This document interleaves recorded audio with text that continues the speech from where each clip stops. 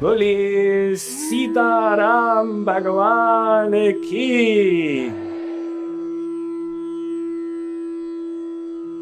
After the marriage ceremony, there is a Rasmay Leela tradition that is called the Kobar Leela. That tradition still exists in northern India. There is a meeting that takes place of the young people from the bridegroom side and the bride side.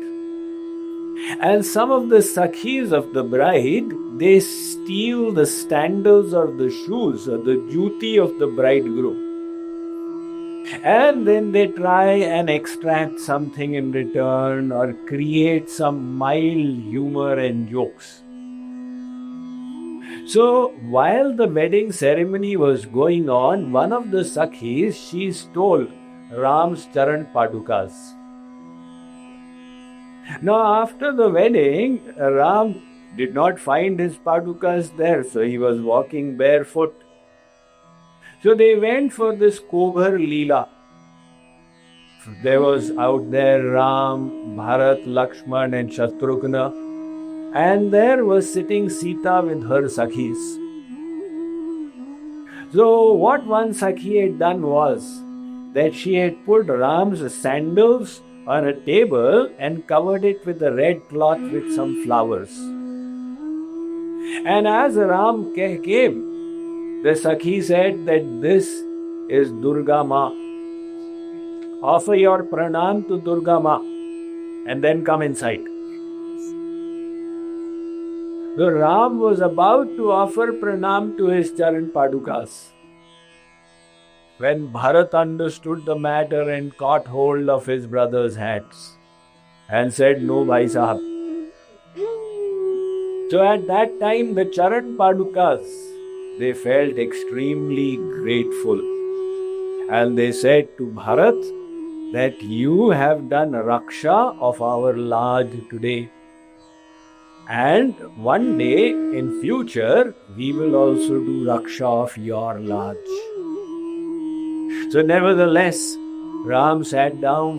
He is quiet, that is his nature.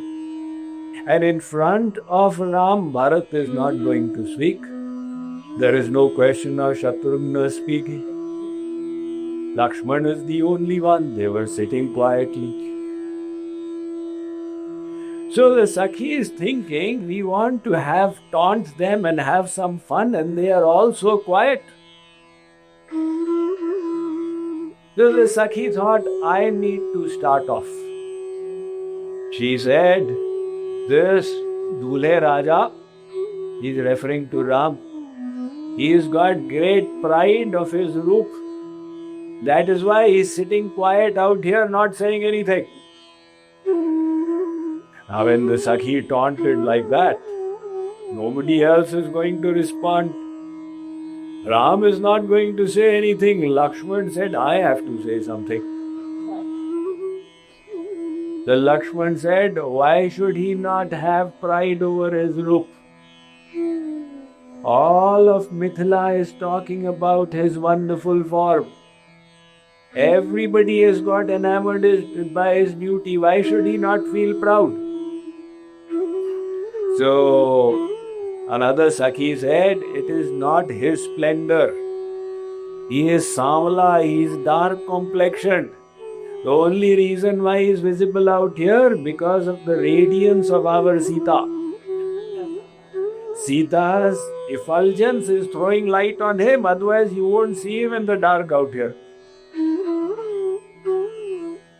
So Lakshman said, Acha, it is Sita's glory. So how did the Dhanush get broken? Was that also Sita's glory? Didn't everybody see it was Ram who lifted the bow and snapped it? A third Sakhi said, what Ram? We saw his abilities. While breaking flowers, he was sweating. He doesn't have any power. It is our Sita who went prayed to Gauri and Gauri blessed, and that is why he was able to break the bow. So Lakshman said, really? So it is all Sita's glory? Tell me one thing. Ram on the way here, he did Uddhar of Ahilya. Was that also Sita's glory? So the Sakhi said, Arey, what is the big deal? Tell me, did he do Uddhar of any stone until he reached Mithila? This was only when he entered our kingdom that he was able to do such wonderful things. So Lakshman said, but I have heard of Mithila, that out here the earth is dug and then babies are found from there. The Sakhi said that I have heard that in your Ayodhya, people have to eat kheer and then babies are born.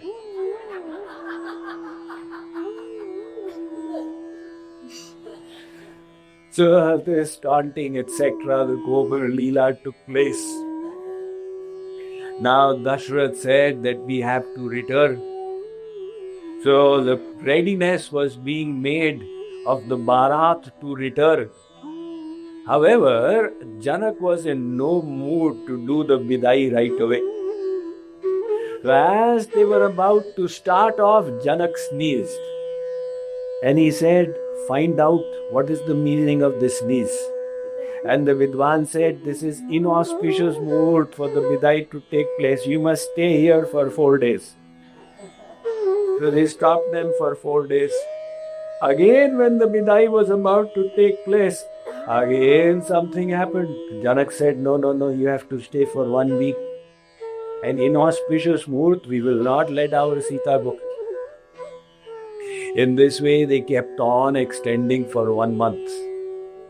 Finally, Dashrath said to Vishwamitra, Gurudev, please explain to them, I have got work to do. Finally, now Janak is doing the Bidai. Siya viloki dhirata bhagi rahe kahavat param viragi. He who is param virakt is divinely attached to Sita, his wonderful daughter.